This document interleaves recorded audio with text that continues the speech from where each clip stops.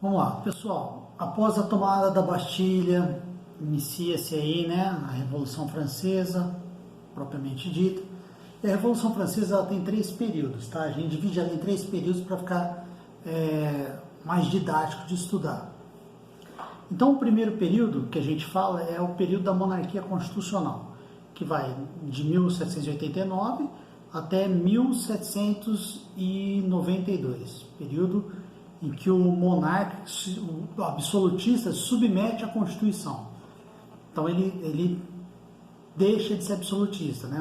Lógico que ele não quer deixar de ser, mas ele submete a Constituição, senão ele perde o trono. Depois da segunda fase da Revolução, que vai de 1792 a 1794, é chamada a fase da Convenção, ou Convenção Nacional, tá? Que vai... E aí tem uma subfase, vamos falar assim, né? Que é dentro da Convenção, da segunda fase, que vai de 1793 a 1794, que é chamado o período do terror, período do grande terror, ou do terror, tá? E depois, terminando essa fase aí, fase da Convenção, nós temos uma terceira fase, que vai de 1795 a 1799, que é o chamado período do Diretório, tá? Então, a saber, recapitulando, monarquia constitucional, primeira fase. Segunda fase, Convenção Nacional, seu último ano, período do terror, e a terceira fase, o Diretório, tá? Então, são essas 3 fases. Vamos caracterizar essas 3 fases da Revolução Francesa, que começa lá em 1789 e vai até 1799, tá? Depois começa o período napoleônico. Então vamos ver esses quase 10 anos aí de fase revolucionária, que são divididos em 3 partes. Vamos lá. Então vamos lá. A fase da Convenção foi a fase em que se diz ser o período em que os interesses populares chegaram mais próximos, tá? É a fase mais próxima daquilo que seria o interesse popular. É a fase da contemplação dos ideais iluministas da liberdade, igualdade e fraternidade, que são ideias iluministas que foram usadas como bandeira da Revolução Francesa, né? Liberté, égalité, fraternité, tá? Essa fase, pessoal, a convenção, ela foi composta por 749 deputados, a Assembleia da Convenção, que é dividida em 3 grupos. Os girondinos, que é chamado de planície, os girondinos que sentavam à direita no salão. Depois você vai ter os jacobinos, ou montanha, que era sentado à esquerda do salão. Preste atenção nessas posições. E depois nós tínhamos o grupo chamado pântano, que ficava no meio, no centro. Então, jacobinos à esquerda, girondinos à direita e pântano no centro, tá? Como que era composto esses grupos aí? Os girondinos, que estavam à direita, eram compostos pela alta burguesia, tá? É a parte mais bem sucedida economicamente da Revolução, a alta burguesia. O que eles interessavam? Eles queriam consolidar as conquistas burguesas e difundir a Revolução para a Europa. Tá? Para quê? Para que as ideias revolucionárias barrassem os absolutistas da Europa, acabassem com o absolutismo na Europa. Eles temiam que os absolutistas fizessem um revanche na França. Já os jacobinos, eles representavam a burguesia média e a baixa burguesia, tá? A pequena burguesia, melhor dizendo, pequena burguesia, isso, apoiada pela Comuna de Paris, que foi um levante, né, que teve em Paris, e era liderado por Robespierre, Maximilien Robespierre, guarde esse nome aí. É um líder, talvez o líder mais radical da Revolução, tá?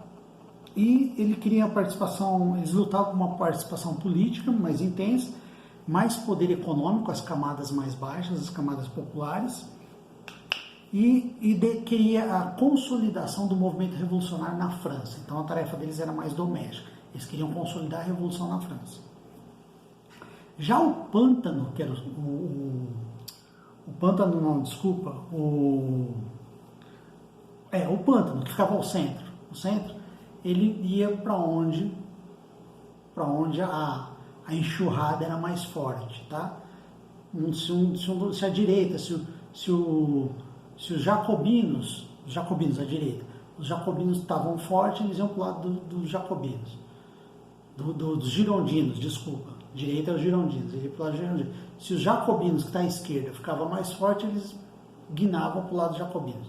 É nesse período aí que surge o termo esquerda, direita, centro, tá? Então, hoje, os partidos políticos, né, as correntes ligadas à esquerda, que está dentro do espectro ideológico da esquerda, mas existem várias esquerdas, tem que saber isso, ela não é monolítico, não é um bloco só.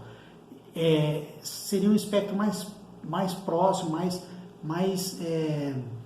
coadunam mais com as aspirações populares, tá? Tem mais identidade com as aspirações populares.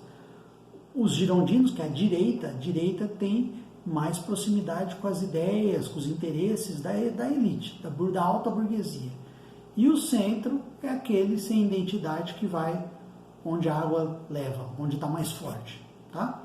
É daí que veio esse termo, esquerda, direita, centro, tá? Os partidos políticos de hoje vem desse posicionamento que eles ocupavam dentro do salão, tá? Então, pessoal, essa fase é a fase da convenção, é uma fase de predomínio dos jacobinos.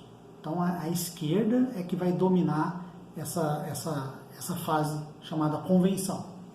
Então, essa fase sobre o domínio dos jacobinos tinha o Robespierre como liderança. Eles taxaram as riquezas, deram acesso à instrução a todos, eles tabelaram o preço dos alimentos, tá? Então veja que são medidas populares, medidas que vão ao encontro das aspirações, dos anseios populares. Por isso é a fase mais do predomínio do jacobino, ou seja, da esquerda, a fase do grupo que se identifica mais com a vertente popular da Revolução, tá? Apesar de serem burgueses, eles eram da baixa burguesia, em consonância, né, insensível às aspirações populares, correto? Então, o temor da contra-revolução era tão grande que essa fase caminhou para o que nós chamamos lá do período do Grande Terror, tá? Onde ela foi se radicalizando e os opositores foram sendo guilhotinados, foram matando os opositores. Tem uma estimativa que cerca de 20 mil pessoas foram mortas, tá? Na guilhotina, a lâmina nacional eles chamavam. Inclusive o próprio rei, Luís XVI, e a Maria Antonieta, a rainha, foram guilhotinados, tá bom? E o período foi se radicalizando. O Robespierre, diante de tanta violência, o Robespierre foi se isolando, uma liderança foi ficando isolada, os próprios companheiros dele ficavam com o pé atrás dele. No fim, ele matou um companheiro dele, um tal de Dalton, foi guilhotinado também. Por fim, cada um vendo seus interesses, o próprio Robespierre vai ser guilhotinado também, pelos seus próprios companheiros, tá? Então, era por isso que foi conhecido como período do terror. Então, isso mostra, desde sempre mostra que fica claro que os interesses dos revolucionários, a unidade dos revolucionários é uma unidade ilusória. Ilusória por quê? Porque haviam vários interesses, cada um queria guiar a revolução segundo seus interesses, segundo o seu entendimento. Então isso não foi dando unidade à revolução. Por isso a revolução foi se esfacelando, ela foi se desintegrando. Então, com a morte do Robespierre, coloca o fim no período do terror. E começa em 1795 a fase que é promulgada uma nova Constituição, né? E começa essa fase do diretório, que nós chamamos de diretório. Se instala um diretório que vai de 1795 até 1799. Então é a fase em que os jacobinos perdem a força e ascende aí os girondinos, que é a burguesia mais conservadora. burguesia menos radical, é mais conservadora, que ela quer garantir as conquistas burguesas da revolução, sem aprofundar o caráter popular dessa revolução, correto? Então, eles queriam barrar então os avanços populares. Só que o diretório ele se assentava no poder do exército, ele era muito dependente do exército, tá? Para conter a radicalização, tanto a radicalização de baixo, né, dos jacobinos, da parte mais popular, como a radicalização de cima dos absolutistas, tá? Então, essa fase dessa burguesia conservadora via no exército o seu sustentável, tá? Não é à toa que daí vai surgir o seu grande herói, o seu porta-voz, vamos dizer assim, seu grande herói, seu grande cabedal, o chamado Napoleão Bonaparte, que era um militar brilhante, que se destacou e ele acaba ascendendo ao poder, acaba a fase do diretório, ele dá um golpe, né, um chamado golpe 18 Brumário, e entra a fase napoleônica e vai consolidar os ideais da Revolução Francesa, mas os ideais da burguesia, da alta burguesia, tá? Então ele vai ser o consolidador dos ideais da Revolução Francesa, da sua vertente mais elitizada, vamos chamar assim. Então, a partir do golpe de Napoleão, é o fim da Revolução Francesa e aí inaugura-se a era chamada Era Napoleônica, que nós vamos ver mais à frente. Correto? Pessoal, existem duas questões na página... Então, o que vocês vão ter que fazer? Vocês vão ler, tá? A página 31, a página 32, após a videoaula, e vão ter as questões na página 32. Existe três questões, né, para você definir burguesia, camponês e sans-culotte, os três personagens lá do terceiro estado. Depois vocês vão ter um quadro que faz um comparativo entre a Revolução Inglesa e a Revolução Francesa, tá? Eu vou pedir para vocês fazerem esse quadro, então página 32, e depois na tarefa 7, para nós concluirmos aqui a Revolução Francesa, a tarefa 7, a tarefa chama Uma Mulher na Revolução Francesa. Tá? Então, eu peço que vocês façam isso e depois nós vamos corrigir. Aí nós temos bastante coisa para ser corrigida.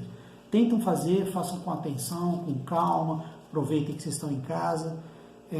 Se ficou alguma coisa pendente, reveja o vídeo, tá? E vamos embora. Vamos embora que nós vamos tirar de letra isso aí. Então, até mais. Vejo vocês na próxima aula.